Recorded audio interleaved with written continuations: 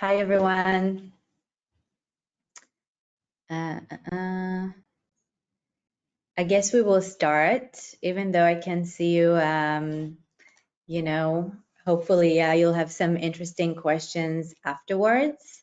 So welcome, my name is Shani Zansecu, and I'll tell you a little bit more about myself later. But in the meantime, I think we will just start. Let me just check something technical. All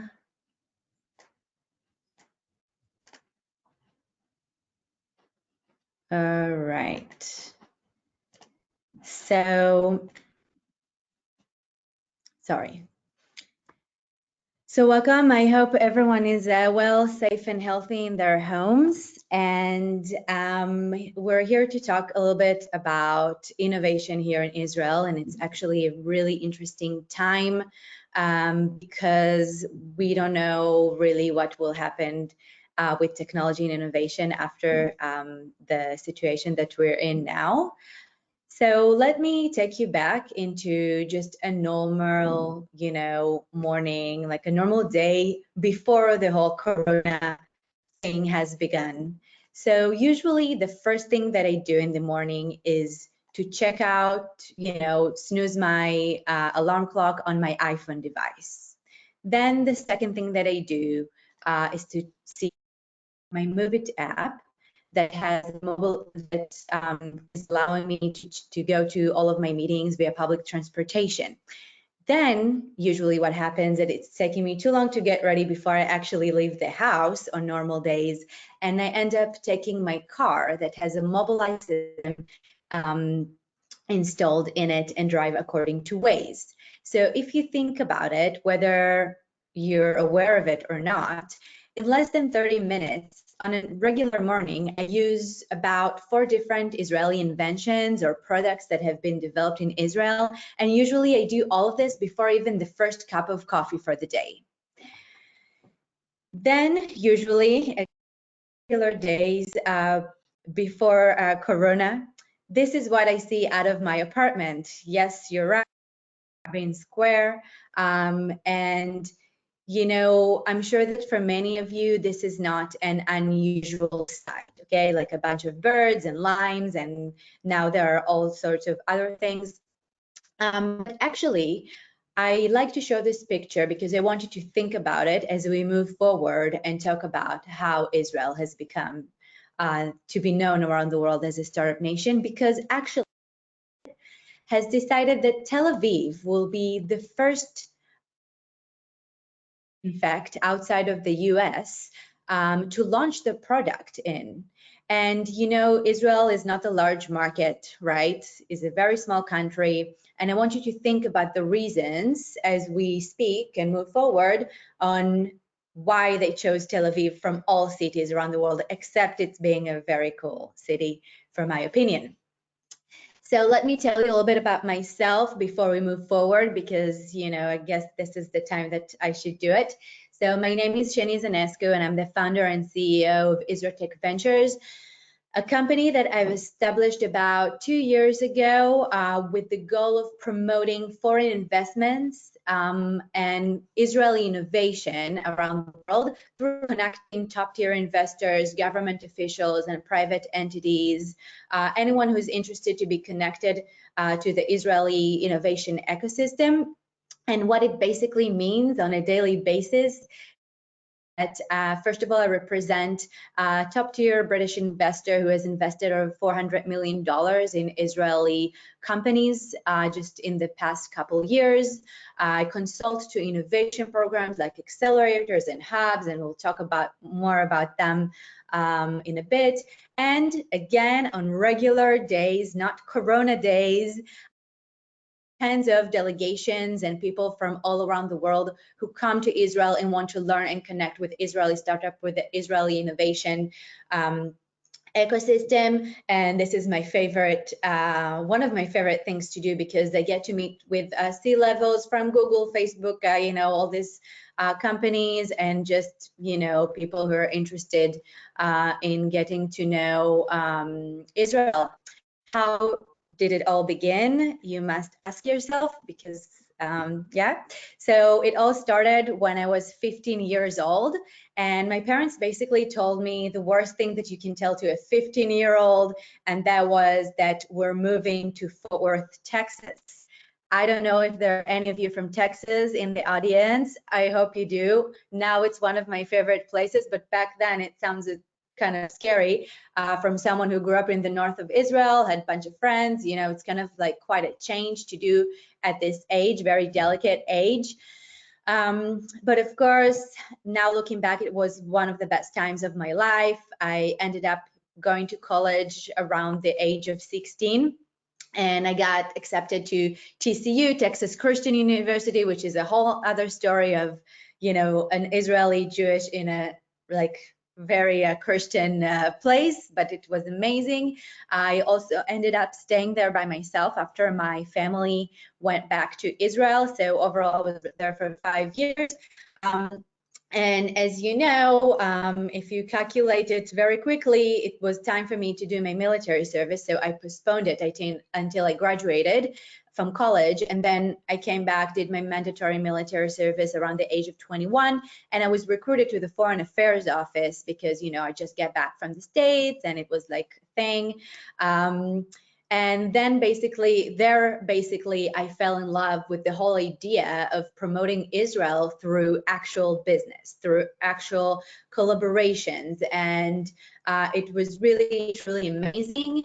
And then 2 years later, I ended up again packing all of my stuff and moving to the Netherlands, to The Hague, where I worked as assistant defense attaché at the Israeli embassy over there.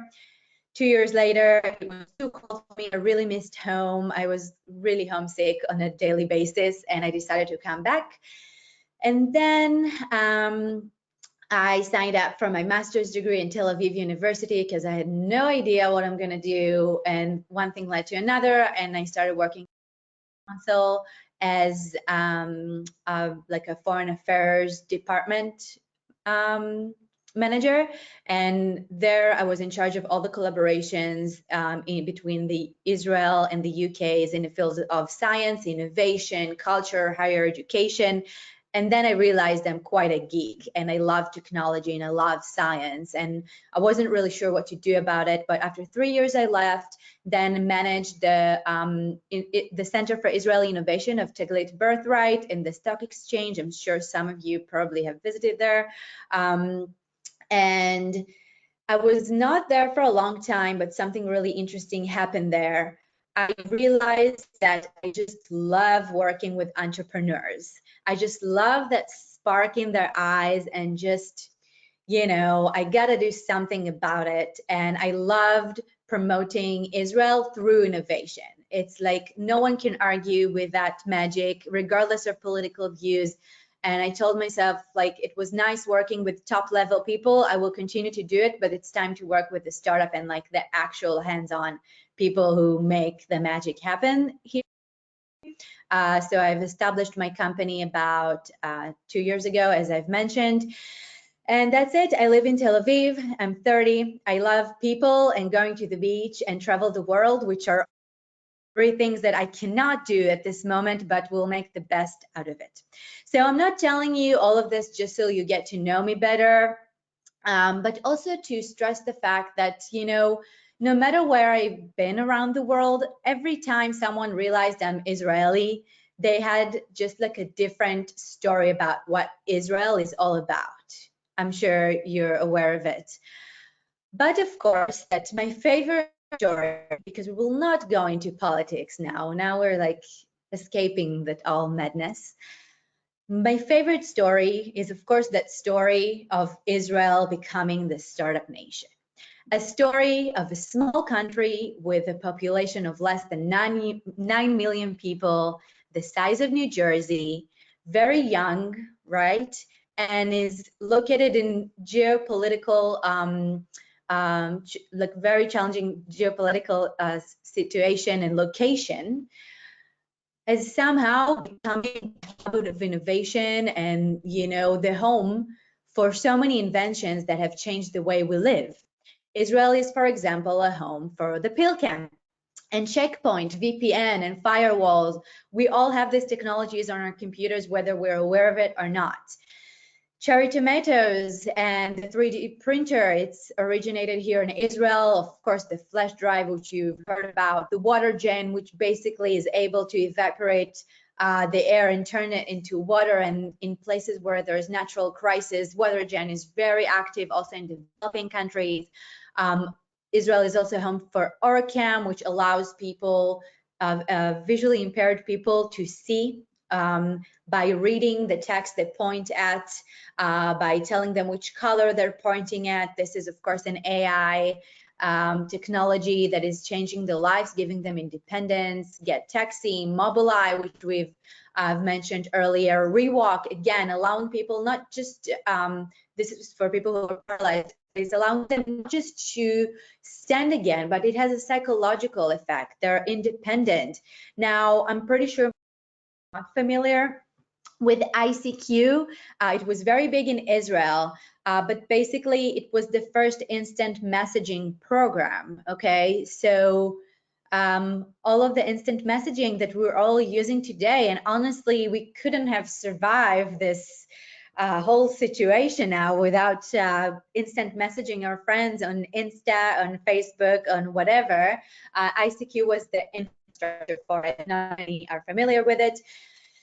Also, we have BabySense. The chips on your computers that are from Intel are made here in the south of Israel. Waze, your almighty Waze, we cannot drive without. Solar panels, Netafim, the world's first dripping irrigation system that made the Israeli desert. And of course, Israel is a home for our national hero, Gal Gadot, Superwoman. And now everyone knows that this is a magnificent place to come from, right? So Israel is also the second most innovative country in the world and the #1 in startup density, which means that for every 1,700 people in Israel, there's a startup. This is insane if you think about it. Israel is also rated as the world's most innovative economy in the world, according to the Bloomberg Index of 2019. You see Israel, the US is 8th. This is the only rating that Israel is passing the US. We're always like 2nd to the US. As you'll see, Tel Aviv is considered the 3rd startup ecosystem outside of the US. And if you're interested, and you have so much time now, I know, you can take a read in the Startup Genome Report, which is rating cities. So you can check your hometown, see where it stands, and you can see how they rate this type of stuff. The Israel ecosystem is valued in $30 billion, and Israel is the 3rd in the world in the companies listed on the NASDAQ. So again, think about, we're 3rd big almighty US and big almighty China. So again, such a small country. And when we talk about the Israeli innovation ecosystem, we pretty much talk about this. We have over 8,000 startups, 150 venture capital funds, 300 accelerators and incubators, 25 government incubators. We'll talk more about that in a bit. Only 9 public universities and over 368 research and development centers of multinational companies, and we'll keep that in mind. We'll discuss this more. So how all of this happened? You're here in Israel for a certain amount of time. We should understand how all of this made possible, and also what you can take onto whatever journey you're on at the moment from that wonderful story that I love to tell about Israel as a startup nation. So the first thing we should discuss is, of course, the environmental circumstances. We all know and have been told since we're young that necessity is the mother of all inventions, right? And I really think that Israel is kind of a good example for it. And when Israel was just established, it needed a lot of things. But the very first basic survival mode thing that it needed was to protect itself, right?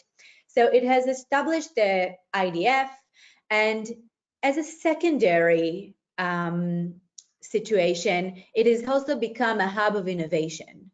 So you all heard of the 8200 and other elite units here in Israel that are solving the world's most challenging cybersecurity threats. These are people who are top of the classes and being picked of, like cherry picked before they graduate from high school. And then they go through this very intensive cyber and coding boot camps and really have this professional experience that you wouldn't get any other place.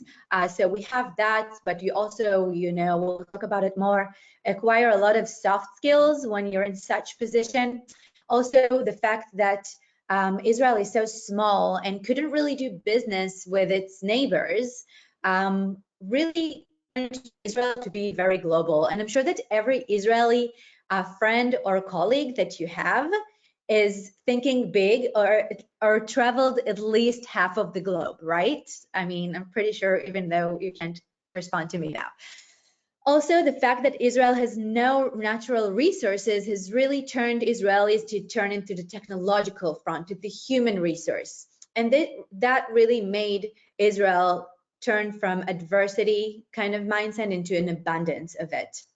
And it's something very essential, a very essential element. We also, as a result, became a world leader on water, which is ridiculous because most of Israel is desert, as you know. And I like to show this picture, which you've probably seen before, just as a slight reminder that this was Tel Aviv not that long ago. And this is the Tel Aviv that we know today. So we shouldn't take it for granted. And I think I love Tel Aviv and feel very lucky to live in that. But I think it's really amazing. Everyone talks these days about making lemonade out of the lemons that we've been served with this whole Corona situation. And I think this is just an amazing example of how Israel has done it already. Before we had all these technologies, we actually created them. Another thing to keep in mind that most of the funding in Israel is funded by foreign investors, 27%, and you can see it here, a lot of the US and from other countries as well. And I think what's interesting to note about it is regardless of political opinions and the situations that we have here in Israel, people feel really confident to put their money in Israeli companies almost just as they feel comfortable doing so in American companies. So here you go. Another very essential element that has made Israel what it is today, technologically wise, is the government investment and innovation and research and development. And this is a quote that I found by David Ben-Gurion in 1949, which is really kind of spooky how right he was, but he knew what he was doing. He said that everything we work for in developing this country must be based on science, research, best technologies, because this is what will make Israel a front leader. Here you go. From the 90s, we can really see how the Israeli government, when we had one, really invested in innovation. So the first thing that they did in the 90s was to establish the Yozma Fund. If you already know a little bit of Hebrew, you know that Yozma in Hebrew, it's initiative. And basically it was aiming and attracting those foreign investors that are now keeping our tech ecosystem alive. And basically the government has matched, doubled the amount of investment for every foreign investment that invested in an Israeli company. They also established the chief scientist incubators, helping with companies in their initial ideas, funding, pitch, whatever. And you have 25 of them spread all throughout Israel, okay? Actually in periphery of Israel, and some of them have a theme, some of them are just, in certain locations. And in 2016, a game changer came to town. The Israel Innovation Authority has really become like, a governmental entity that is supporting and conducting the innovation policy of this so-called startup nation. Okay, so this is very kind of like a dramatic thing, and I'll give you some more concrete examples of what the Innovation Authority is doing actually. Israel is second in the world in the R&D expenditure ranking, which is very high. We're just right after Korea. Many very developed countries are not even on here. And this is very important. And as a result, 50% of all investments in research and development are in the world are in Israel, okay? 20 new R&D centers come as being established here in Israel every year. So Booking.com, Facebook, you name it, like everyone is here. And as a result, we have over 360 of them here in Israel. Very small logos, but you can see on the screen pretty much every company that you can imagine or know of is on here and have some representation in Israel.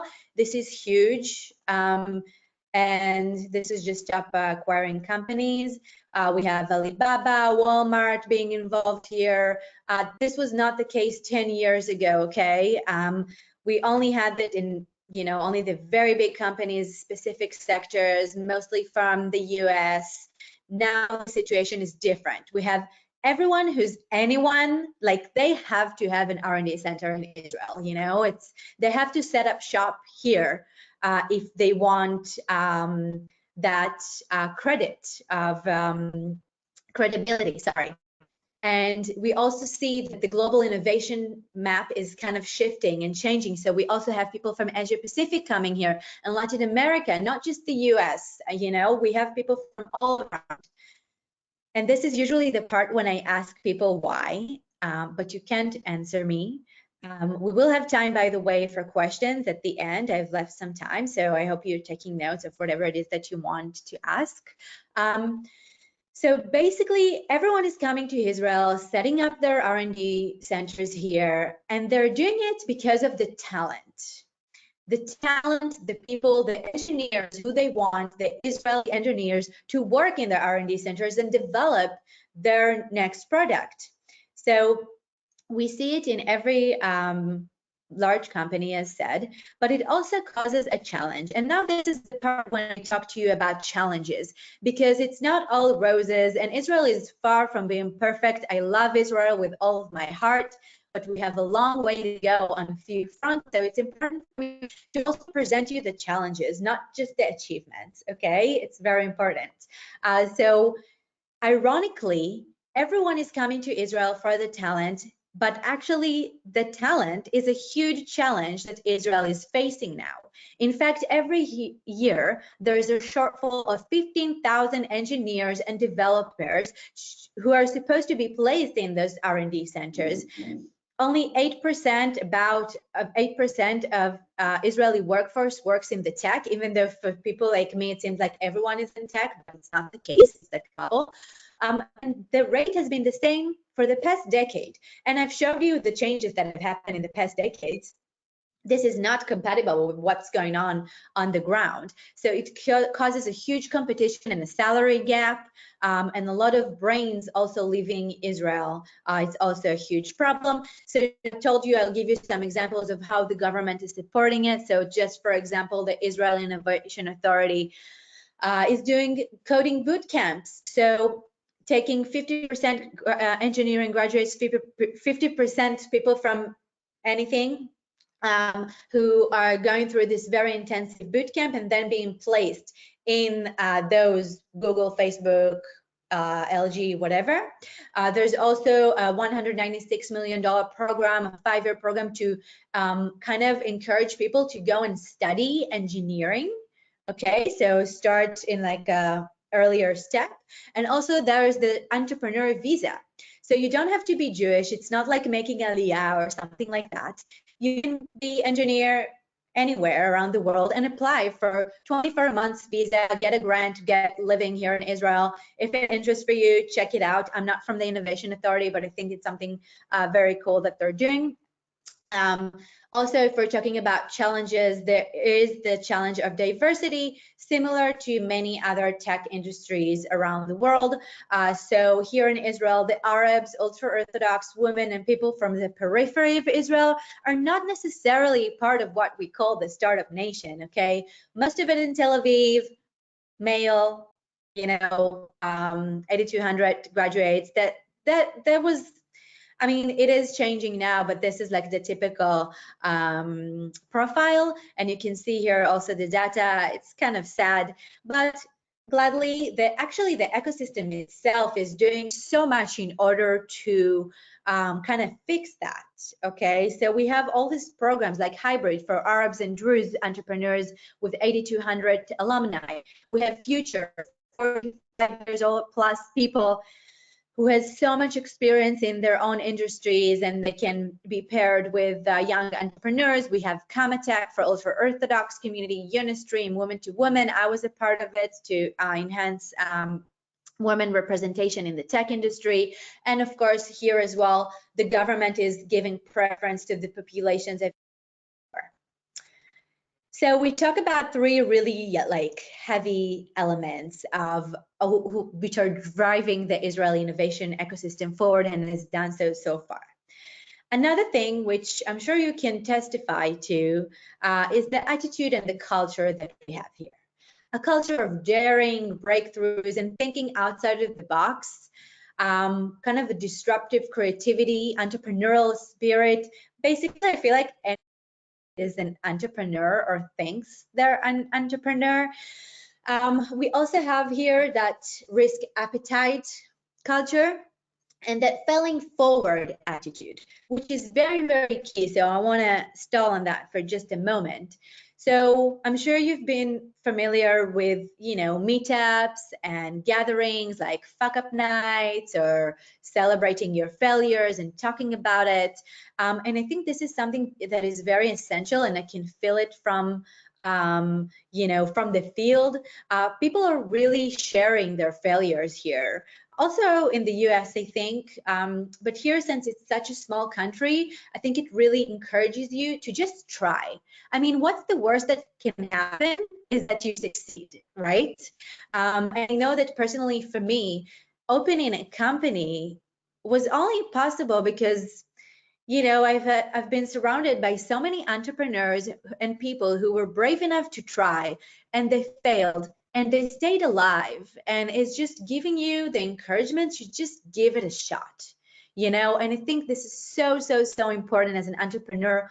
Also now, and from the investor perspective, I got to tell you that if I have an entrepreneur coming to me, pitching to me and telling me that he has already closed 2 companies before, I will be much more confident putting my money, giving it to him, because he tried, he acquired so much experience. You acquire so much when you try and fail, and we've all been there, but it's very strong in the tech industry. And of course, chutzpah, which I guess to you, I don't really need to define it, but I was curious on how to define it to people who are not that familiar with Israel. And I found that it can be defined as daring, the audacious, bold, the art of being Israeli, the courage to back away from norms and conventional thinking. And I can tell you that as someone who also lived abroad and in the States, sometimes it really pisses me off. Like, I'm not a fan of being chutzpanit or chutzpan. It's kind of like borderline of being rude to being brave for me.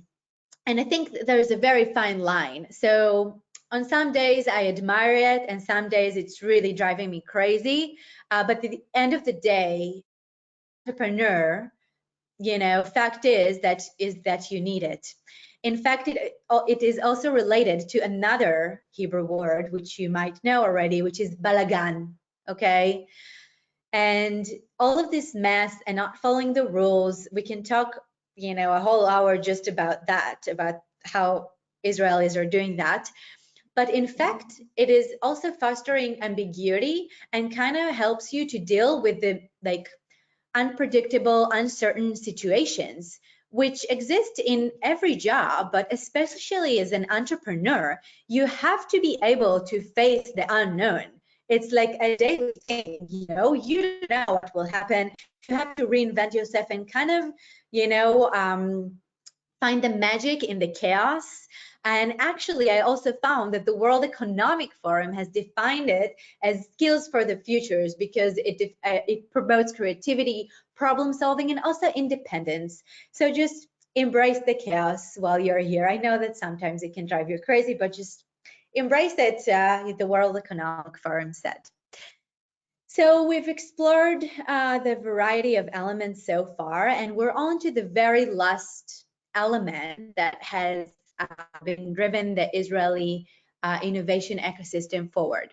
And on a personal note, I gotta tell you that this is my favorite element. This is my most favorite thing in the world. And also the reason why I have decided to come back to Israel twice after living abroad. What I missed more than my mom's food or the newspaper of Friday or Kabbalat Shabbat or all the things that I've missed while I lived abroad. And that is, of course, love them or hate them or both, the people.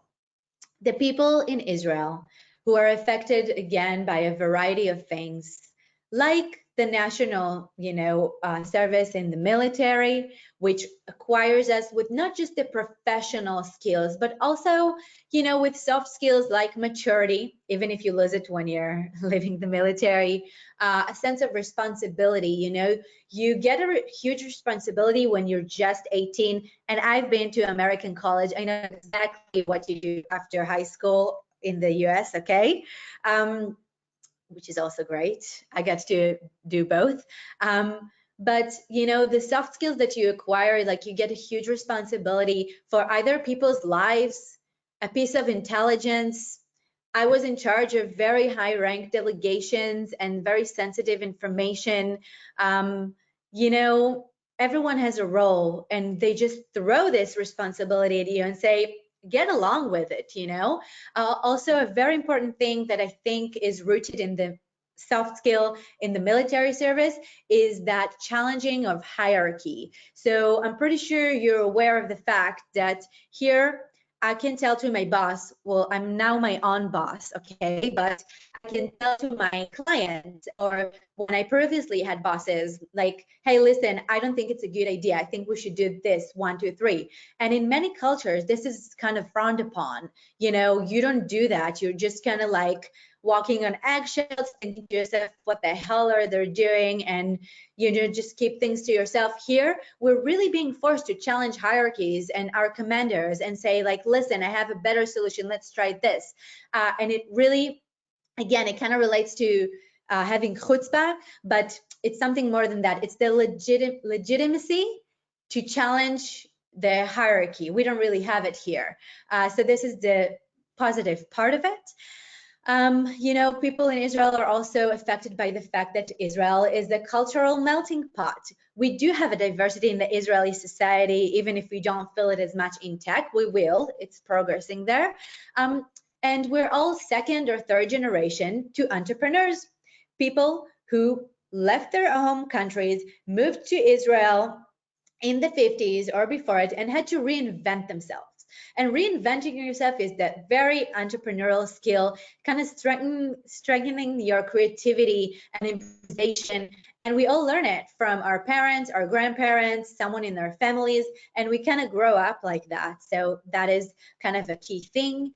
Also, as you all probably know by now, everyone in Israel knows everyone. It's not a joke. It's not a saying. People call it first degree of separation, interconnectedness. I just think that we're all like a big mishpuche, like a big whole family.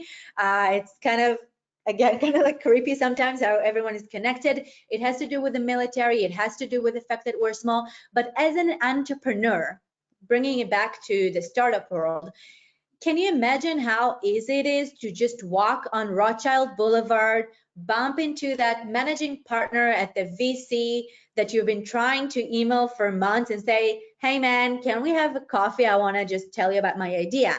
It doesn't happen in the Silicon Valley. It doesn't happen in New York that much. And it's really allowing to foster connections the Israeli tech ecosystem. And last but not least, and this is on a personal note, is that passion and compassion that I told you I see in the entrepreneur's sparkly eyes. And trying to not just make this world a better place in a cliche way, but actually make this world a world we don't just live in randomly, but a world we believe in, is something that every entrepreneur I speak to here in Israel, at least, is exemplifying. Even if they care about e-commerce, they don't have to save the world and provide water to people in Africa, okay? just like working towards someone you care and picking up like one piece at a time to heal this world. I'm really not being, I'm putting my sarcasm aside. This is something that I truly see in each and every person I work with here in Israel, and it's something that is driving me forward. And who defined the best the Israeli people is, of course, former President Peres, who said, "I'm in love with my people who can be agitated and sometimes impatient. They don't always express their thoughts in the most diplomatic way, but at the same time, their wisdom, their creativity, their bravery and kindness, their generosity and warmth they spread around them can melt any glacier." And that is for me what Israeli people are all about. I'm pretty sure you agree with some of it. So these are the 5 elements that we've discussed, the key elements, but I think the magic happens when you combine them all together. And what we, you, me, everyone can take from this wonderful story, it's not a bad story. For example, to make deserts bloom, make lemons, lemonade, all of that. Think big and globally. Embed chutzpah and balagan, but just a little bit, don't take it too far. Find your hub, even if you didn't go to the military or not an entrepreneur. Find the people who are close to you can learn from and can share their expertise. Get out of your comfort zone, take risks, don't be afraid to fail, make your voice and opinions heard. Invest in research and development, also in yourself. What you're doing now in the program is invest in your own research and development. It's amazing. Continue to do so. Encourage vulnerability, speak about your failures, celebrate successes and failures because, hey, you tried. And of course, especially these days, this is so relevant, stay connected to yourself, but mainly to others. People are everything. They will like help you do whatever you want. And of course, have compassion and have passion. And that was me. And let me see if there are any questions. I, of course, encourage you to keep in touch. So anyone has a question, I can unmute you. I have the power to do so.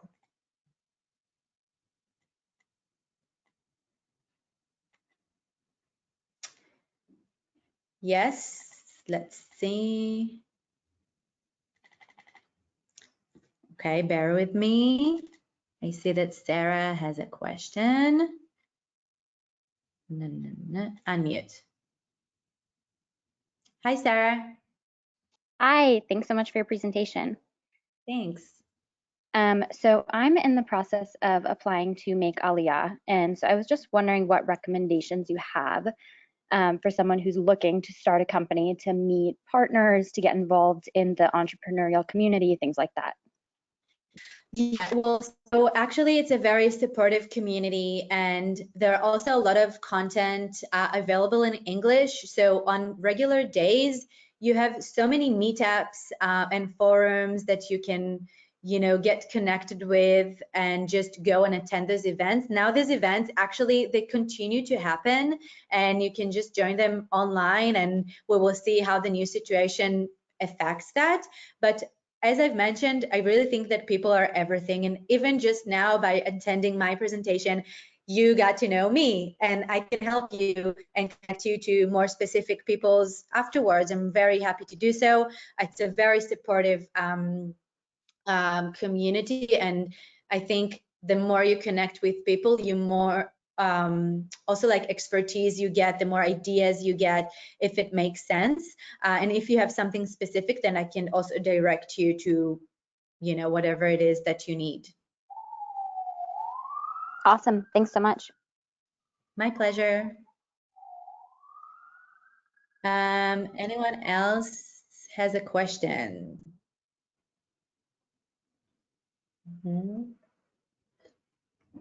No?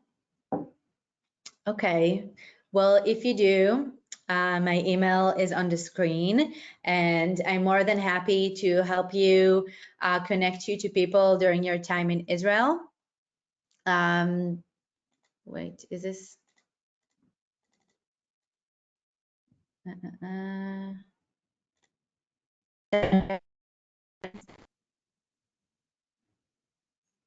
Sarah? Yes? Oh, because your hand is like being a thing, so I don't know Oh, if you have. it's still up there. No, I'm good. Okay. Yeah, so anyways, just keep in touch. I'm happy to help you with your time in Israel. I know it's challenging, but I hope you got something to take on your journey here. I'm free to you, and thank you so much for joining. Stay home and safe, and thank you.